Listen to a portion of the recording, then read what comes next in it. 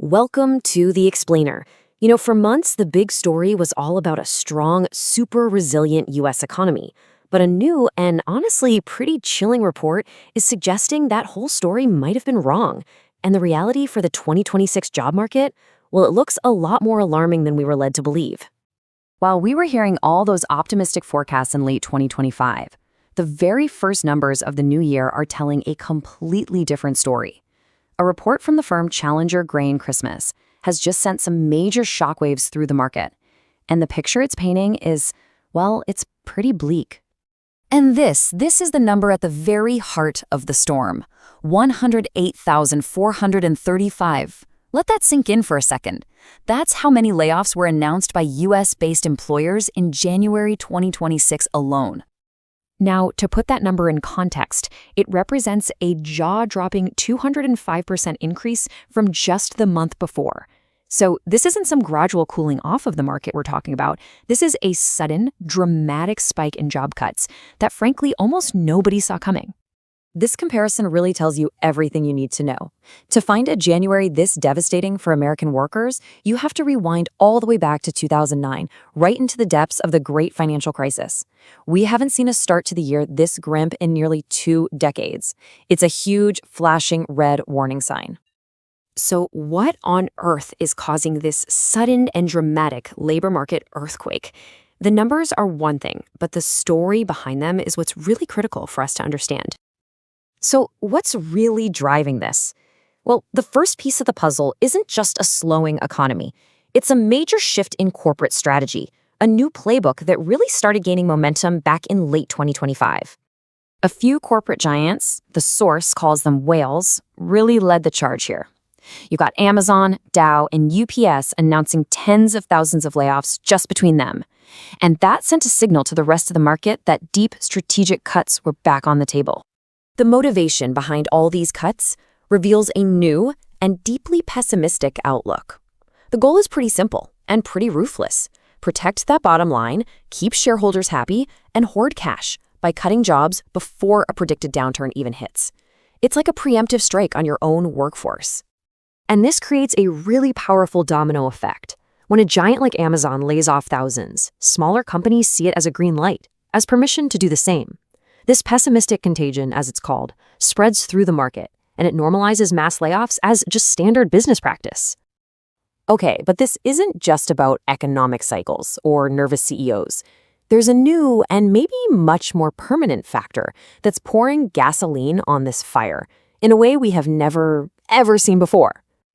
According to that same Challenger report, over 7,600 of the layoffs in January weren't just about saving money for the next quarter. Nope. They were attributed directly to the efficiency of artificial intelligence. And this slide highlights a fundamental and kind of terrifying difference. In a normal downturn, you might hope to get your job back when things pick up. But with an AI-driven layoff, the job itself is permanently erased. It's replaced by code. It's not a temporary cut, it's a permanent deletion from history. We are entering a whole new era of technological replacement. Companies don't see AI as some futuristic idea anymore. They see it as a practical, cost-effective, and permanent solution to labor costs. It can do the job of whole departments. And hey, it never asks for a raise. So you take this toxic combination of aggressive cost-cutting and AI-driven job deletion, you mix it all together, and you get a market that isn't just contracting, it's completely frozen solid in a climate of fear. And the data, oh man, the data totally confirms this state of paralysis. At the turn of the year, job openings just plummeted to their lowest levels since 2020. Planned hires for January, a historic low. Private job creation, the worst it's been since 2021. It doesn't matter where you look, the numbers all say the same thing. Companies have slammed on the brakes, hard. This creates what economists call a low mobility market, and it's a sign of a deeply unhealthy system. You've got workers who are too terrified to quit or look for something better, and companies that have slammed the door on any new hires.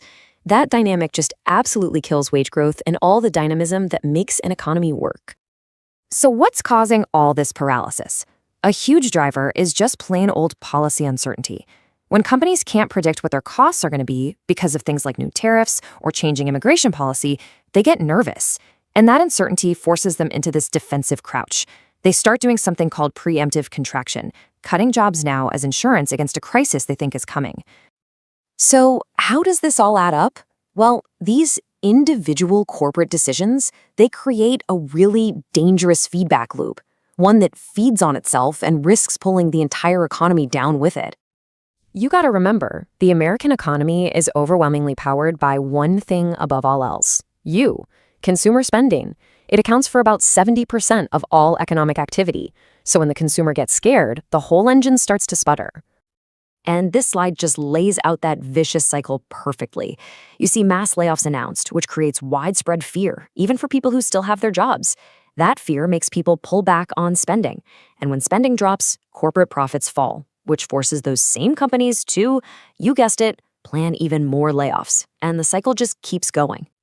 Ultimately, what's really happening is a breakdown of trust. The social contract is broken.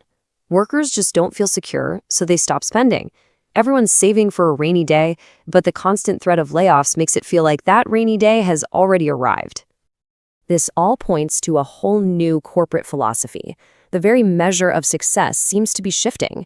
It's no longer about building a huge workforce. It's about building an empire that can function with the absolute fewest humans possible. And this leaves us with a final and absolutely critical question. This huge push for automation solves a cost problem for companies, for sure, but it creates a huge demand problem for the economy.